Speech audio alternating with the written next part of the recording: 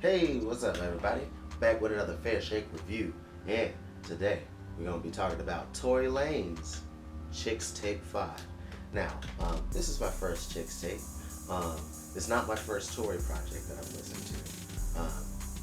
But this is my first time listening to a Chixtape where I guess has been his mixtape series where he flips a bunch of older R&B, hip hop hits and turns them into his own tunes to cater to the females.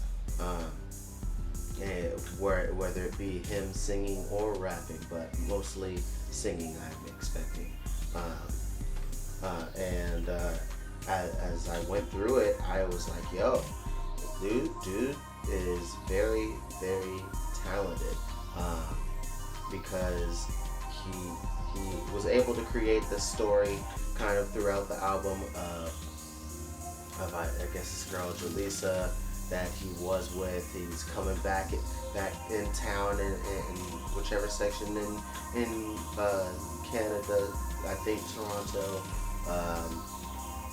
and I guess he's been around his ex a little bit,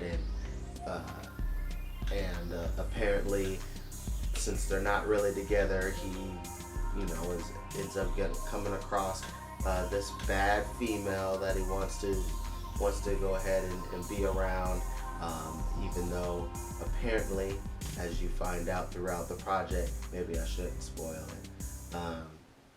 there's some issues that come about them being together. Let's put it that way. And all throughout the project, it's really just him going through a bunch of older tracks and turning them all into love songs. So there's a lot of big names attached on here. We got like Jagged Edge, T-Pain's on here, Snoop Dogg's on here, Chris Brown's on here, Ludacris is on here, Mario, Trey Songz, part of 112 is in here, Ashanti's on here, Lloyd, Lil Wayne, Fabulous. There's so many people. The Dream is on here. There's so many guests on this project, and a lot of iconic songs flipped from like I'm Sprung to Beautiful, Let's Get Blown, Take You Down, Falsetto, Splash Waterfalls, Crying Out For Me, I Can't Help But Wait, Foolish, what's that song called? I Want You, I think, by Lloyd. Yeah, there is so many flips that make you be like, oh my gosh, he's taking this one, he's flipping this one, and production wise, it's really dope what they do to flip a lot of these songs. Even like flipping Pretty Ricky, the production is so good.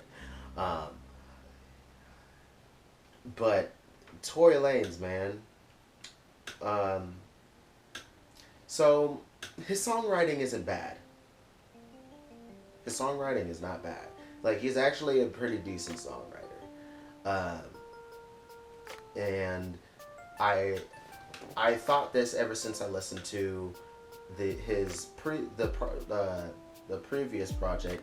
I'm not 100% sure if it was the one right before this one. I feel like it's not. But yeah, Memories Don't Die is the first Tory Lanez project that I listened to, and this is my second.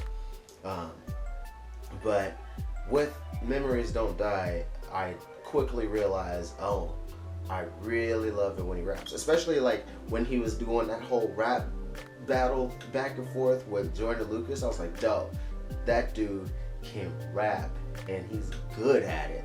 He's like really good at it. And I prefer him rapping over singing because, man, I can't take the sound of his auto-tune singing because the way they tune it is like he's singing super nasally, and it's just it's not pleasing to my ear. I know some people love it because they probably don't think, oh my gosh, he has the best voice, but they're like, oh, what he's saying and the way he's putting it together is enough to overlook that it's not the best singing they've ever heard. And plus with auto-tune being plastered on so many different artists, including rappers these days, it's probably not as grating to their ears because they're used to hearing people like Future or Young Thug, or like hearing people like maybe like Playboy Carti with his kind of and like Lil Uzi Vert with the auto-tune and their more higher pitched voices. But hearing Tory sing in this high pitch, more nasal auto-tune, it's so hard for me to listen to, and that's my main detraction from this project, because to be completely honest, like if you really dig R&B songs written from kind of like a perspective of a player but still trying to win over the women, if you dig that kind of stuff, which I can enjoy some of those, then this is gonna be up your alley. It's straight up contemporary R&B. So you got kind of that trap soul kind of vibe on some of it, and some of it is just a little bit more regular contemporary R&B kind of stuff, where there's still some hip hop inspired, but it's not straight up trap. But yeah, the songs aren't really super bad at all. It's just I can't take his voice, but that's my personal take. But yeah, that's pretty much what my thoughts on this project. Let me know what your guys' thoughts are. I'd be interested to see what you guys think.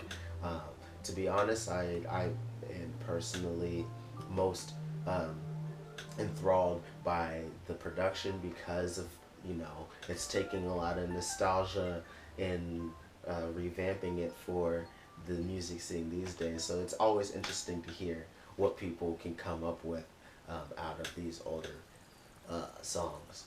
Just like I'm sure it was like for some people who enjoyed the flip of a bunch of 90s, a bunch of like 80s and 90s R&B stuff in the 2000s.